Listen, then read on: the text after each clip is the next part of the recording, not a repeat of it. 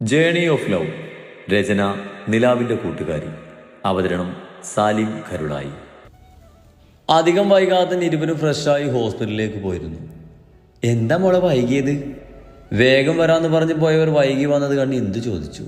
എന്നാൽ ഇന്ദുവിനെ കണ്ടപാടെ ആരവർ ഇറുകപ്പെടുന്ന ഇന്ദുവിൻ്റെ കവളിൽ അമർത്തി ചുംബിച്ചു. അവരെ ഒന്ന് നോക്കി മഹി സൂര്യക്ക് അരികിലേക്ക് പോയിരുന്നു. ഈ പെണ്ണിന് ഇത് എന്ത് പറ്റി?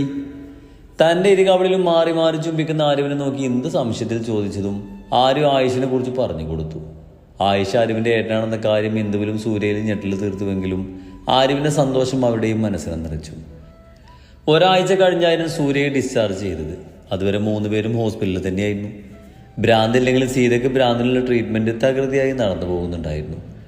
ദിവസവും വിളിച്ചും ഇടയ്ക്കെല്ലാം വന്നുകൊണ്ടും ആരുവും ആയുഷുമായുള്ള സ്നേഹം പങ്കുവെച്ചു. ഇതൊന്നും മഹിക്ക് പറ്റുന്നുണ്ടായിരുന്നില്ലെങ്കിലും മൗനം പാലിച്ചു നിന്നു. ദിവസങ്ങളും മാസങ്ങളും വേഗത്തിൽ ഓടിപ്പോയിക്കൊണ്ടിരുന്നു. ഗർഭകാലത്തുണ്ടാകുന്ന അസ്വസ്ഥതകളല്ലാതെ ആരുവിന് വേറെ ബുദ്ധിമുട്ടൊന്നുമില്ലായിരുന്നു. എങ്കിലും സ്കൂളിൽ പോക്ക് ആരുവിനെ കൊണ്ട് മഹി നിർത്തിച്ചു. കൂടെ ഓഫീസിൽ പോകുന്നത് നിർത്തിയെങ്കിലും വീട്ടിലിരുന്ന് ആരും ഓഫീസ് വർക്ക് തുടർന്നു. അവൾക്ക് കൂടിന് സൂര്യ ഉണ്ടായിരുന്നു. സൂര്യ ഇപ്പോൾ ഓക്കെയായി. തനിക്ക് തൻ്റെ മകൻ്റെ സ്നേഹം തിരിച്ചു കിട്ടിയ സന്തോഷത്തിലാണ് സൂര്യ. മഹിക്ക് അച്ഛനോട് അടുപ്പമുണ്ടെങ്കിലും ഇന്ദുവിനോട് ഇപ്പോഴും കൂടുതൽ സംസാരിക്കാനും അടുത്തിടപഴകാനൊക്കെ ബുദ്ധിമുട്ടുണ്ട്. എങ്കിലും അച്ഛനെ പോലെ മഹിക്ക് പ്രിയപ്പെട്ടതാണ് അമ്മയും. മുൻപ് ആ അമ്മയുടെ കൈകൊണ്ടുണ്ടാക്കിയ ഭക്ഷണം കഴിക്കാൻ ഇഷ്ടപ്പെടാതിരുന്നവൻ ഇന്ന് ആ അമ്മ ഉണ്ടാക്കിയത് മാത്രമേ കഴിക്കൂ എന്ന അവസ്ഥയാണ്. 7-ാം മാസം കൂട്ടിക്കൊണ്ടുപോകുന്ന സമയമായതും ആയുഷും ഭവാനിയും കൂട്ടിക്കൊണ്ടുപോകുന്ന ചടങ്ങ് നടത്തണമെന്ന് പറഞ്ഞു വന്നുവെങ്കിലും മാഹി അവിടെ കൂടെ ആരുവിന് വിടാൻ സമ്മതിച്ചില്ലായിരുന്നു. അതുകൊണ്ട് തന്നെ ചടങ്ങായി മാത്രം നടക്കുകയാണ് ചെയ്തത്. ആരു തന്നെ അംഗീകരിച്ച് കുറച്ച് ദിവസം കഴിഞ്ഞപ്പോൾ തന്നെ ആയിഷ അവർ ജനിച്ച് വീട്ടിലെത്തിയിരുന്നു. ആരുവിനും ആയിഷിനും അവകാശമുള്ള സ്വത്തുവകകൾ കൈക്കലാക്കി വെച്ച ജയനെയും മാലിനെയും ശ്രേയയും ഒന്ന് വിരട്ടിയതും എല്ലാം ആയിഷിനും ആരുവിനും തന്നെ കിട്ടിയിരുന്നു. ദേവൻ തന്നെ ഒരിക്കലും സ്വീകരിക്കില്ലെന്ന സത്യം മനസ്സിലാക്കിയ ശ്രേയ ഇനിയും തൻ്റെ ജീവിതം ഇല്ലാതാക്കാൻ നിൽക്കാതെ ദേവനെ ഉപേക്ഷിച്ചു പോയിരുന്നു. അല്ലെങ്കിലും തട്ടിപ്പറിച്ച് വാങ്ങുന്നൊന്നും നിലനിൽക്കില്ലല്ലോ. ആ തറവാട് വീട് കൂടെ ഒഴിഞ്ഞു പോകാൻ ആയുഷ് പറഞ്ഞതും ഷാരോണുടൻ തന്നെ ദേവുവിനെയും കുഞ്ഞിനെയും കൂട്ടി അവിടുന്ന് ഇറങ്ങിയതും വേറെ നിവൃത്തിയില്ലാതെ ജയനും മാലിനിക്കും ആ തറവാട് വീട്ടിൽ നിന്ന് ഇറങ്ങേണ്ടി വന്നിരുന്നു. അതോടെ ആയുഷും കുടുംബവും അങ്ങോട്ട് താമസം മാറി. ലേബർ റൂമിൻ്റെ മുന്നിൽ ടെൻഷൻ അടിച്ച് മഹി അങ്ങോട്ടും ഇങ്ങോട്ടും നടന്നു. ഇടയ്ക്ക് കയ്യിൽ കെട്ടിയ വാച്ചിലേക്ക് നോക്കുന്നുണ്ട്. മണിക്കൂർ 2 കഴിഞ്ഞു ആരുവിന് ഡെലിവറി പെയിന് വന്ന് ലേബർ റൂമിൻ്റെ ഉള്ളിലേക്ക് കയറ്റിയിട്ട്. ആരുവിൻ്റെ ഒരു വിവരവും അറിയാൻ പറ്റാഞ്ഞിട്ട് മഹിക്ക് ദേഷ്യവും സങ്കടവും തോന്നി. വേദന കൊണ്ട് പിടിയുന്ന ആരുവിനെ ഓർക്കും തോറും തൻ്റെ പെങ്ങളെ ഈ അവസ്ഥയിലാക്കിയ മഹിയെ ആയുഷൊന്ന് തുറച്ചു നോക്കി. ആയുഷിൻ്റെ നോട്ടം അറിയുന്നുണ്ടെങ്കിലും മഹി അത് കാര്യമാക്കിയില്ല. അവന് തൻ്റെ ആരുവിനെയും കുഞ്ഞിനെയും ഓർത്തുള്ള ടെൻഷനായിരുന്നു. എന്തോ സൂര്യയും കാർത്തികയും ആയുഷിൻ്റെ വളർത്തമ്മ ഭവാനിയും അവരുടെ മകൾ ആമയും പിന്നെ മഹിയുടെ ബാലുകളായ ആദിയും മിജുവും മാത്രമായിരുന്നു അവിടെ ഉണ്ടായിരുന്നത്. വീണ്ടും നീണ്ട കാത്തിരിപ്പിനൊടുവിൽ ലേബർ റൂമിൻ്റെ വാതിൽ തുറന്നൊരു നഴ്സ് പുറത്തേക്ക് വന്നു. അവരെ കണ്ടതും മഹി വേഗത്തിൽ ആ നഴ്സിൻ്റെ അടുത്തേക്ക് വന്നു. ആരുഷി യക്ഷിത് മഹാദേവ്. വീണ്ടും അവർ ആരുവിൻ്റെ പേര് വിളിച്ചു. ആരുഷിയുടെ റിലേറ്റീവ്സ് അല്ലേ? തനിക്കരികിലേക്ക് വന്ന മഹിയെ നോക്കി അവർ ചോദിച്ചു. അതെ, എൻ്റെ ആരു. അവൾക്ക് കുഴപ്പമൊന്നുമില്ലല്ലോ? മഹി ആദിയോടെ തിരക്കി. കുഴപ്പമൊന്നുമില്ല. ആരുഷി പ്രസവിച്ചു. ആൺകുട്ടിയാണ്. സുഖപ്രസവാണ് കേട്ടോ. കുഞ്ഞിനിപ്പോൾ കൊണ്ടുവരേ. മഹിയുടെ പേടിയും വെപ്രളമൊക്കെ കണ്ട് ഇളം ചിരിയോട് അതും പറഞ്ഞ് ആ നഴ്സ് തിരികെ പോകുമ്പോൾ സന്തോഷം കൊണ്ടും ആശ്വാസം കൊണ്ടും എല്ലാം മുഖവും വിടർന്നിരുന്നു. മഹിക്ക് താൻ അനുഭവിച്ച ടെൻഷൻ്റെ പകുതി കുറഞ്ഞതുപോലെ തോന്നി. സന്തോഷവും സങ്കടവും കാരണം മഹിയുടെ കണ്ണുകൾ നിറഞ്ഞു. തൻ്റെ തോളിലൊരു കൈത്താലം പതിഞ്ഞതും തിരിഞ്ഞു നോക്കിയ മഹി കാണുന്നത് തന്നെ തന്നെ നോക്കി ചിരിയോടെ നിൽക്കുന്ന സൂര്യയാണ്. മാതിയടാ മോനെ ടെൻഷൻ അടിച്ചത്. സൂര്യ പറഞ്ഞത് കേട്ടതും മഹി സൂര്യയെ ഇറുകപ്പുണർന്നു. മനസ്സുകൊണ്ട് വീണ്ടും വീണ്ടും അച്ഛനോട് അച്ഛൻ്റെ സ്നേഹത്തോട് മാപ്പ് ചോദിച്ചു കൊണ്ടേയിരുന്നു. 5 മിനിറ്റ് ആകുന്നതിന് മുമ്പായി തന്നെ ടർക്കിയിൽ പൊതിഞ്ഞ കുഞ്ഞിനെയുമായി നഴ്സ് പുറത്തേക്ക് വന്നിരുന്നു. ആരും കുഞ്ഞിനെടുക്കാത്തത് കണ്ട് ആ നഴ്സ് കുഞ്ഞിനെ മഹിക്ക് നേരം നീട്ടി. അമ്മ വാങ്ങുമോനെ. നഴ്സിൻ്റെ കയ്യിലുള്ള മോനെ നോക്കി മഹി ഇന്ദുവിനോട് പറഞ്ഞു. മഹി തന്നെ അമ്മയെന്ന് വിളിച്ചത് കേട്ട് ഇന്ദുവിൻ്റെ കണ്ണുകൾ സന്തോഷത്തിൽ നിറഞ്ഞു. കരയാതെ കുഞ്ഞിനെ വാങ്ങി ഇന്ദു കരയുന്നത് കണ്ടതും പതി അവരുടെ കയ്യിൽ തട്ടി ചിരിയോടെ സൂര്യ പറഞ്ഞതും ഇന്ദു നിറഞ്ഞ കണ്ണുകൾ ഒപ്പി വിറക്കുന്ന കൈയോടെ കുഞ്ഞിനെ ഏറ്റുവാങ്ങി. തൻ്റെ കയ്യിലുള്ള കുഞ്ഞിനെ നോക്കിയതും അവരുടെ കണ്ണുകൾ വിടർന്നു. ആരുവിൻ്റെ നിറമാണ് കിട്ടിയതെങ്കിലും കുഞ്ഞു മഹിയെ പോലെ തന്നെയായിരുന്നു ആ കുരുന്നു. ഇന്ദു നിറഞ്ഞ സന്തോഷത്തോടെ ആ തക്കടുവിൻ്റെ നെറുകയിൽ ചുംബിച്ചു. ഇന്ദുവിൻ്റെ കയ്യിലുള്ള ഇളം റോസ് ടർക്കിയിൽ പൊതിഞ്ഞ കുഞ്ഞിനെ കണ്ടതും സൂര്യയുടെ മനസ്സിലേക്ക് ഓടിയെത്തിയത് വർഷങ്ങൾക്ക് മുമ്പ് തൻ്റെ കയ്യിലേക്ക് ഇതുപോലെ വെച്ച് തന്ന കുഞ്ഞു മഹിയുടെ മുഖമായിരുന്നു. ഇന്ദു തന്നെയായിരുന്നു മഹിയുടെ കയ്യിലേക്ക് കുഞ്ഞിനെ വെച്ചു കൊടുത്തത്. മാഹി കണ്ണു നിറച്ച് തൻ്റെ കയ്യിൽ കിടക്കുന്ന കുഞ്ഞിനെ നോക്കി. തങ്ങളുടെ പൊന്നോമന. സന്തോഷം കൊണ്ട് മാഹിയുടെ ഉള്ളം തുടിച്ചു. മാഹി ആ കുഞ്ഞു കവിളിൽ ഉമ്മ വെച്ചു. ആ സമയം മാഹിയുടെ കണ്ണിൽ നിന്നും മടന്നു വീണ ഒരു തുള്ളി ആനന്ദ കണ്ണീർ ആ കുഞ്ഞു ചുരുൾമുടിയിൽ വീണൊളിച്ചു. എല്ലാവരും മാറി മാറി എടുക്കുമ്പോഴും കുഞ്ഞിച്ചക്കൻ നല്ല ഉറക്കത്തിലായിരുന്നു. നോർമൽ ഡെലിവറി ആയതുകൊണ്ട് തന്നെ കുറച്ച് സമയം കഴിഞ്ഞത് ആരുവിനെ റൂമിലേക്ക് മാറ്റിയിരുന്നു. തന്നോട് ചേർന്ന് കിടക്കുന്ന കുഞ്ഞിനെ തന്നെ ആരും നോക്കി. വാ ചെറുതായി തുറന്നു വെച്ച് സുഖമായി കിടന്നുറങ്ങുന്ന കുഞ്ഞിനെ കണ്ടതും ആരുവിന്റെ ചുണ്ടിൽ ഇളം പുഞ്ചിരി വിരിഞ്ഞു. ആളും ബഹളവും കാരണം മാഹിക്ക് ആരുവിനൊന്നും തനിച്ച് കിട്ടിയിരുന്നില്ല. ആരു. എല്ലാവരും മാറിയുന്ന സമയം നോക്കി ആരുവിന് അരികിൽ വന്നിരുന്നു കൊണ്ട് മാഹി വിളിച്ചു. മാഹിയുടെ വിളി കേട്ടതും കുഞ്ഞിനെ തന്നെ നോക്കിക്കിടന്ന് ആരും മാഹിയെ നോക്കി പുഞ്ചിരിച്ചു. പേടിച്ചു മാഹിയേട്ടൻ? മാഹിയുടെ കവളിൽ തലോടിക്കൊണ്ട് ആര് ചോദിച്ചു. കറുപ്പ് പടന്ന കൺതടവും പാറിപ്പറന്ന് കിടക്കുന്ന മുടിയും അലങ്കോലമായി കിടക്കുന്ന ഷർട്ടും മാഹി അനുഭവിച്ച ടെൻഷനും എടുത്ത് കാണിക്കുന്നുണ്ടായിരുന്നു. പേടിച്ചോന്നോ? എന്നെ നല്ല ജീവനങ്ങ് പോയി.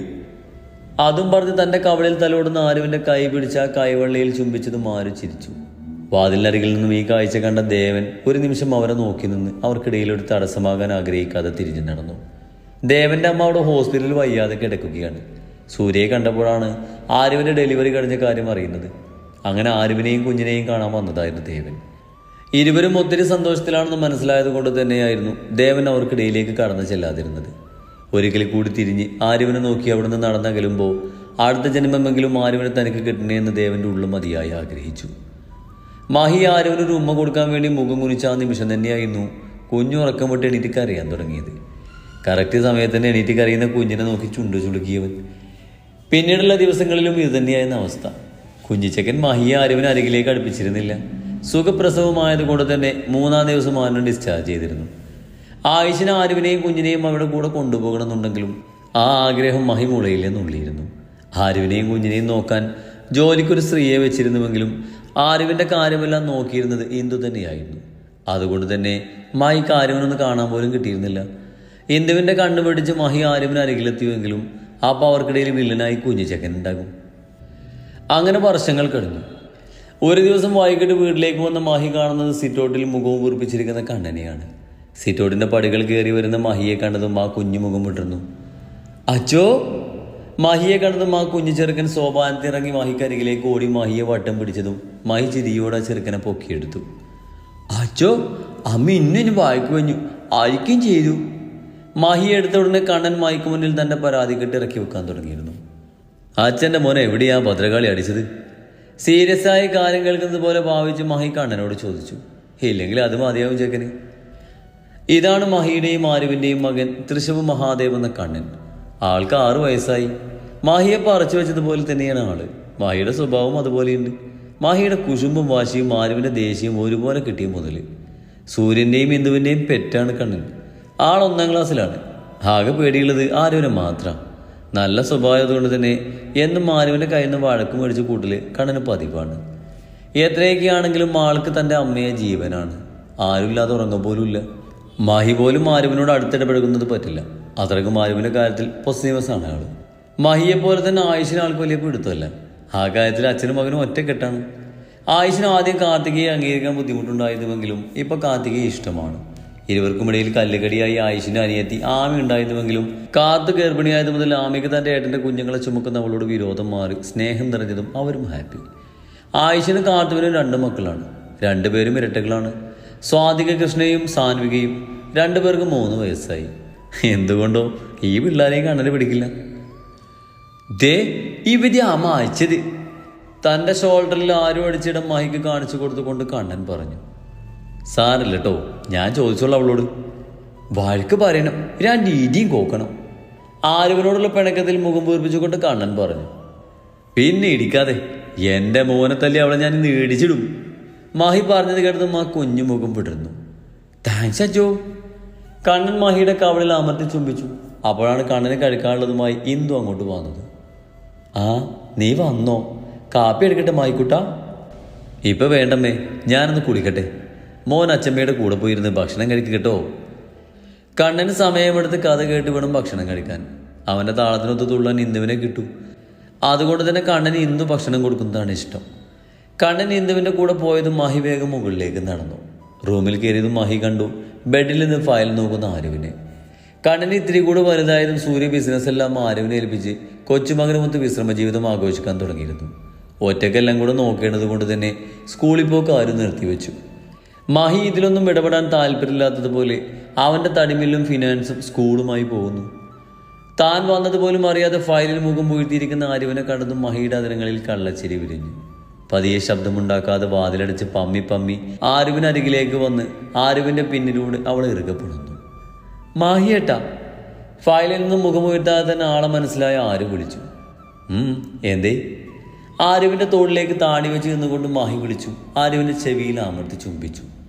അങ്ങോട്ട് മാറി നിൽക്കും മനുഷ്യ, ഞാനിവിടെ ഒരു ജോലി ചെയ്യുന്നത് കണ്ടില്ലേ? തൻ്റെ മുഖത്ത് മഹിയുടെ ചുണ്ടുകൾ പറഞ്ഞതും ആരും മുഖം പിടിച്ചുകൊണ്ട് പറഞ്ഞു, ഒന്ന് പോടി. അതും പറഞ്ഞ് മഹി ആരുവിന് ഒന്നുകൂടെ ബലമായി ഇറുകപ്പെടുന്ന അവളുടെ മുഖത്തെല്ലാം ഉമ്മ വെച്ചു. ആരുമേ, ഇങ്ങനെ ഇരുന്നാൽ മതിയോ? ആരുവിൻ്റെ ടോപ്പിൻ്റെ ഇടയിലൂടെ വയലിലേക്ക് കൈയഴിച്ച് ആരുവിൻ്റെ മുഖം ബലമായി തനിക്ക് നേരെ തിരിച്ച് അവളുടെ അതിരങ്ങളിലൊന്ന് മുത്തിവിട്ടുകൊണ്ട് മഹി ചോദിച്ചു. മഹിയുടെ ചോദ്യം കേട്ടതും ആരുവിനെ കണ്ണു കുറിപ്പിച്ച് നോക്കി. ഒന്നങ്ങ് മാറി നിന്നേ മോൻ. ഇങ്ങനെ ഒരു അൺറൊമാൻറ്റിക് മൂരാജി. എടി, നമ്മുടെ കണ്ണന് ഒരു അനിയനോ അനിയത്തി വേണ്ടേ? ആരുവിൻ്റെ വയലിലൊന്ന് അമർത്തി തടവി അവളുടെ ചെവിത്തുമ്പ് കടിച്ചു വിട്ടുകൊണ്ട് മാഹി ചോദിച്ചു. ദേ ചെകുതാനെ, ശൃംഗരിക്കാതെ പോയേ, തൽക്കാലം ഉള്ളത് തന്നെ മതി. ആരും മഹിയുടെ കൈകളെ തടഞ്ഞുകൊണ്ട് പറഞ്ഞു. അങ്ങനെ പറയില്ലേ, ഇപ്പോഴാണെങ്കിൽ ആ കുട്ടിക്കട്ടുറുമ്പില്ല, ഉണ്ടേ തന്നെ നിന്റെ അടുത്തേക്ക് അടുപ്പിക്കില്ല. 2 ദിവസമായി ഞാൻ പട്ടിണിയാ. മഹി ആരുവിനെ വിടാൻ ഉദ്ദേശമില്ലാതെ പറഞ്ഞു. ആണെങ്കിൽ കണക്കായി പോയി, കൊഞ്ചത്തെ മാറി നിന്നേടാ. ഒന്നാമത് നിങ്ങളുടെ മോൻ കാരണം ആകെ തല ചൂട് പിടിച്ചിരിക്കാം. അതിൻ്റെ ഇടയിൽ നിങ്ങളുടെ ഒരു കുറവേ ഉള്ളൂ. അല്ലെങ്കിൽ എന്നെ ഇട്ട് വട്ടം കറക്കുന്നതാണല്ലോ നിങ്ങൾ അച്ഛനും മോനും ഇഷ്ടം. ആരും മഹിയെ നോക്കി ദേഷ്യത്തിൽ കണ്ണുരുട്ടിക്കൊണ്ട് പറഞ്ഞു. ഓ, ഭദ്രകൾ കാര്യത്തിലാണല്ലോ. ആരുവിൻ്റെ മുഖത്തെ ദേഷ്യം കണ്ട് മഹി പറഞ്ഞു. ദേ, ഇതൊന്ന് നോക്ക്, നാളെ പ്രോജക്റ്റിന് സബ്മിറ്റ് ചെയ്യേണ്ട ഫയലായത്. നിങ്ങളുടെ മോൻ ഇതാക്കി വെച്ച കോലം കണ്ടോ? കുരുത്തക്കേട് മാത്രമേ ഉള്ളൂ നിങ്ങളുടെ മകന്. ആര് ഫാനിൻ്റെ അടുത്തായി ഉണങ്ങാൻ വെച്ച് നിറഞ്ഞ ഫയലെടുത്ത് മഹിക്ക് കാണിച്ചു കൊടുത്തുകൊണ്ട് പറഞ്ഞു. കുട്ടികളാകുമ്പോഴേ കുറച്ച് കുശുമ്പും കുസൃതിയൊക്കെ കാണിച്ചെന്ന് വരും, അതിനെ കൊച്ചിനെ അടിക്കണോ? മഹി ആരും മോനടിച്ചത് ഇഷ്ടപ്പെടാതെ ചോദിച്ചു. നിങ്ങളുടെ അല്ലേ മോന്, അപ്പൊ കയ്യിലിരിപ്പം എങ്ങനെയാണെന്ന് നോക്കിക്കാലോ. ഡേ, നീ ഇങ്ങനെ എൻ്റെ അല്ലേ മോനെന്ന് എപ്പോഴും പറയണ്ട. ആ കാര്യത്തിലേ എനിക്ക് വേറൊരു സംശയമില്ല. പക്ഷേ അവൻ നിന്റെ കൂടെ പ്രോറ്റാ, ഞാൻ മാത്രം ഉണ്ടാക്കിയതല്ല. നിനക്കതിൽ പങ്കുണ്ട്, അത് നീ ഓർക്കുന്നത് നല്ലതാ. ഇനി എൻ്റെ കൊച്ചിനെ വേദനിപ്പിച്ചാ നിനക്കെൻ്റെ കയ്യിൽ നിന്ന് കിട്ടുവേ. പിന്നെ ഒന്ന് പോയടാ, കയ്യിലിരിപ്പം നല്ലതല്ലെങ്കിലേ അച്ഛനും മോനും കിട്ടും എൻ്റെ അടുത്ത്. ആര്യത്തിരി ദേഷ്യത്തിൽ വീണ്ടും കുറുമ്പ് കാണിച്ച് നടക്കുന്ന മഹിയുടെ കയ്യിലൊരു അടി വെച്ച് കൊടുത്തുകൊണ്ട് പറഞ്ഞു. ആ എടി പിശാചെ, അടിച്ച് കൊല്ലുമോ നീ? ആരുവിൻ്റെ നിന്ന് കിട്ടിയ അടി നന്നായി വേദിച്ചതുകൊണ്ട് തന്നെ മഹി ആരുവിൽ നടന്നു മാറി കൈയൊഴിഞ്ഞ് ആരുവിനോട് ചോദിച്ചു. എന്നാൽ തൻ്റെ ചോദ്യത്തിന് പോലും മറുപടി തരാതെ ഫയലിലേക്ക് മുഖം പോയിരിക്കുന്ന ആരുവിനെ കണ്ടതും മഹി മുഖം വീർപ്പിച്ച് ബാത്റൂമിൽ കയറിപ്പോയി. മഹി ഫ്രഷായി ഇറങ്ങുമ്പോഴും ആര് ഫയൽ നോക്കിയിരിക്കുകയായിരുന്നു. ഷെൽഫിൽ നിന്നൊരു ബനിയൻ എടുത്തിട്ട് ഇത്തിരി ഉറക്കെ തന്നെ ഷെൽഫിൻ്റെ വാതിലടച്ച് റൂമിൽ ഡോറ് തുറന്ന് താഴേക്ക് പോയി. എന്നാൽ ഫയൽ നോക്കി കഴിഞ്ഞപ്പോഴേക്ക് സമയം കുറച്ചായിരുന്നു. ഫയൽസ് എല്ലാം അടുക്കി പുറക്കി കണ്ണിനെടുക്കാൻ പറ്റാത്ത രീതിയിൽ ഷെൽഫിൽ വെച്ച് പൂട്ടി ആര് ബാത്റൂമിൽ കയറി മേരി കൈക്ക് ഡ്രസ്സ് മാറി താഴേക്ക് ഇറങ്ങി. താഴെ എത്തിയപ്പോഴേ ആര് കേട്ടു കണ്ണൻ്റെ ബഹളം. 4 പേരും കൂടെ ലുഡോ കളിക്കുന്നതിൻ്റെ ബഹളാണെന്ന് ആരുവിന് മനസ്സിലായി. തന്നെ കണ്ടതും അച്ഛൻ്റെയും മോൻ്റെയും മുഖം പിണക്കം കാരണം ഒരുപോലെ വീർക്കുന്നത് ആരും കണ്ടുവെങ്കിലും അത് കാണാത്ത ഭാവം നടിച്ച് അവർക്കരികിലേക്ക് വന്നു നിന്നു. അമ്മയുടെ കണ്ണൻ കളിക്കുവാണോ? ഇരുവർക്കും അരികിലായി വന്നിരുന്ന് കണ്ണനെ പൊക്കിയെടുത്ത് തൻ്റെ മടിയിലേക്ക് ഇരുത്തി ഒന്നുകൂടെ മഹിക്കരികിലേക്ക് നീങ്ങിയിരുന്ന് കണ്ണനെ ഉണ്ടക്കവളിൽ ചുംബിച്ചുകൊണ്ട് ആര് ചോദിച്ചു. ഞാൻ പേഞ്ഞക്ക. ആരുവിൻ്റെ മടിയിൽ നിന്ന് കുതിരയിറങ്ങാൻ നോക്കിക്കൊണ്ട് കണ്ണൻ പറഞ്ഞു. സോറി കണ്ണ, അമ്മയുടെ കണ്ണൻ അമ്മയോട് പിണങ്ങിയ നമുക്ക് വിഷമാക്കില്ലടാ. മുഖത്ത് സങ്കടം വരുത്തിക്കൊണ്ട് പറഞ്ഞതും കണ്ണൻ്റെ മുഖത്ത് സങ്കടം നിറഞ്ഞു. ഞാനമ്മയുടെ പിണങ്ങിയിട്ടില്ല. ആരുവിനെ നോക്കി കീരിപ്പല്ല് കാണിച്ച് ചിരിച്ചുകൊണ്ട് കണ്ണൻ പറഞ്ഞതും ആര് ചിരിയോട് ആ കുഞ്ഞു മുഖത്തെല്ലാം ഉമ്മ വെച്ചതും മഹി ഇരുവരെയും തുറിച്ചു നോക്കി. മഹിയുടെ നോട്ടം ശ്രദ്ധിച്ച് ആരും അവനെ നോക്കി പുരുകം പൊക്കി എന്താന്ന് ചോദിച്ചതും മഹി വേഗം മുഖം പിടിച്ചിരുന്നു. അമ്മേ, ഇനിയും പാരാ. ആരുവിനെ നെഞ്ചോട് പറ്റി അവളെയും ചുറ്റിപ്പിടിച്ചുറങ്ങാൻ കിടന്ന കണ്ണൻ ചിരുങ്ങിക്കൊണ്ട് ആരുവിനോട് പറഞ്ഞു. ദേ ചേക്ക, എനിക്ക് ദേഷ്യം വരുന്നുണ്ട് കേട്ടോ. ഇതിപ്പോൾ എത്രാമത്തെ കഥയാ? ഇനി കഥ കേൾക്കാതെ ഉറങ്ങിയാൽ മതി. ഭക്ഷണം കഴിച്ച് കഴിഞ്ഞ് വന്ന് ഫ്രഷായി വന്ന് കണ്ണിനുറക്കാൻ കിടത്തിയതാണ് ആരു. കണ്ണിനുറങ്ങാൻ വേണ്ടി കഥ പറഞ്ഞ് കൊടുത്തു ഉപ്പാട് ഇളകിക്കൊണ്ട് ആരു പറഞ്ഞു. കുറേ കഥ കേട്ടിട്ട് ഉറങ്ങാനുള്ള ഉദ്ദേശമൊന്നും കണ്ണനില്ലായിരുന്നു. എനിക്ക് ഇനി കഥ കേൾക്കനും. കണ്ണൻ ചിരുങ്ങി കരഞ്ഞുകൊണ്ട് പറഞ്ഞതും ഗത്യന്തരമില്ലാതെ ആര് വീണ്ടും കഥ പറഞ്ഞു കൊടുക്കാൻ തുടങ്ങി. ഇതെല്ലാം കേട്ടുകൊണ്ടാണ് മഹി ഫ്രഷായി ഇറങ്ങി വന്നത്. തന്നെ നോക്കുന്ന ആരവിനെ നോക്കി പുച്ഛിച്ച് ബെഡിൻ്റെ അടിയിൽ മടക്കി വെച്ച ഫ്ലോർ ബെഡ് എടുത്ത് നിവർത്തി പില്ലോയും പുതപ്പും എടുത്ത് മഹി തറയിൽ കിടന്നു. കണ്ണൻ ആരവിനരികിൽ മഹി കിടക്കുന്നത് കണ്ടാൽ ബഹളമുണ്ടാക്കും. അതുകൊണ്ട് കണ്ണൻ ഉറങ്ങുന്നത് വരെ മഹി ചെറുക്കനെ ബോധിപ്പിക്കാൻ വേണ്ടി തറയിലാണ് കിടക്കുന്നത്. കണ്ണൻ ഉറങ്ങിക്കഴിഞ്ഞിട്ടും മഹി വരാത്തത് കണ്ടപ്പോൾ തന്നെ ആരവിൻ മനസ്സിലായിരുന്നു പിണക്കത്തിലാണ് കക്ഷിയെന്ന്. ആര് തന്നോട് പറ്റിച്ചേർന്ന് കിടക്കുന്ന കണ്ണനെ നോക്കി. നല്ല ഉറക്കത്തിലാണെന്ന് ഉറപ്പുവരുത്തി പതിയെ കുഞ്ഞിനെ തന്നെ നടത്തി മാറ്റി നേരെ കിടത്തി നന്നായി പൊതിച്ചു കൊടുത്ത് സൈഡിൽ പില്ലോയും വെച്ച് ബെഡിൽ നിന്ന് എഴുന്നേറ്റ് തറയിൽ കിടക്കുന്ന മഹിക്കരികിൽ വന്ന് കിടന്ന് അവൻ ഇറുകപ്പെടുന്നു. യദുട്ടാ. താൻ വന്ന് കിടന്നതറിഞ്ഞിട്ടും ഉറക്കം നടിച്ച് കിടക്കുന്ന മഹിയുടെ ചെവിത്തുമ്പിൽ പതിയെ കടിച്ചുകൊണ്ട് സ്നേഹത്തോടെ വിളിച്ചു. നിശ്വാസം കലർന്ന ആരവിൻ്റെ വിളി കേട്ടതും മഹിയുടെ ദേഹം ഒന്ന് വിറച്ചു. എങ്കിലും മഹി സ്വയം നിയന്ത്രിച്ചു. എന്താടി നിനക്ക്, മനുഷ്യൻ ഉറങ്ങാൻ സമ്മതിക്കില്ലേ? മഹി ദേഷ്യത്തിൽ തന്നെ പിന്നെന്ന് പുണന്ന് തോളിൽ മുഖം വെച്ച് നിൽക്കുന്ന ആരവിൻ്റെ മുഖം ഷോൾഡറിൽ കൊണ്ട് തട്ടിമാറ്റാൻ നോക്കി. എൻ്റെ എതുട്ടിന് എന്നോട് പിണക്കാണോ? പൊട്ടി വന്ന ചിരിയടക്കി മഹിയെ സോപ്പിട്ട് അവൻ്റെ ഇരു കവളിലും പിടിച്ചു വലിച്ചുകൊണ്ട് ആര് ചോദിച്ചു. നിനക്കിപ്പോൾ എന്താ വേണ്ടേ? എന്നെ ഉറങ്ങാൻ സമ്മതിക്കുമോ? ആരുവിൻ്റെ സോപ്പിലൊന്നും വീഴുന്നു ഉറപ്പിച്ച് കള്ളദേശത്തിൽ മഹി ആരുവിനെ ദേഷ്യം നോക്കിക്കൊണ്ട് ചോദിച്ചു. ഓഹോ, കുറച്ച് നേരത്തെ ആരോ ഒരാൾ കണ്ണനൊരു അനിയത്തിയോ അനിയനോ വേണമെന്ന് 2 ദിവസമായിട്ട് പട്ടിണിയാണെന്നൊക്കെ പറഞ്ഞു കേട്ടപ്പോൾ ആ പട്ടിണി പരിഗണിക്കാന്ന് കരുതി വന്നതാ. വേണ്ടെങ്കിൽ വേണ്ട, ഞാൻ പോവാം. ഡ്രീം ലൈറ്റിൻ്റെ വട്ടത്തിൽ കാണുന്ന മഹിയുടെ മുഖത്തേക്കൊന്ന് ഒളിക്കണ്ടിട്ട് നോക്കി അതും പറഞ്ഞ് ആരും എണീറ്റ് പോകാൻ തുനിഞ്ഞതും അതിനു മുമ്പായി മഹി ആരുവിനെ പിടിച്ചു വലിച്ചിട്ട് തനിക്ക് കീഴിയാക്കിയിരുന്നു. അയ്യടി, നിന്നെ ഞാനിനി വിട്ടത് തന്നെ. അത്രയും പറഞ്ഞ് ആരുവിന് തിരിച്ചൊന്നും പറയാൻ പോലും ഒരു അവസരം നൽകാതെ ആരുവിൻ്റെ അതരങ്ങൾ തൻ്റെ അതരങ്ങളാൽ പൊതിഞ്ഞതും ഉള്ളിൽ വിരിഞ്ഞ ചിരിയോട് ആരുവും മഹിയെ തന്നിലേക്ക് കൂടുതൽ ചേർത്ത് പിടിച്ചു. സ്നേഹപൂർവ്വം സാലിം കരുളായി.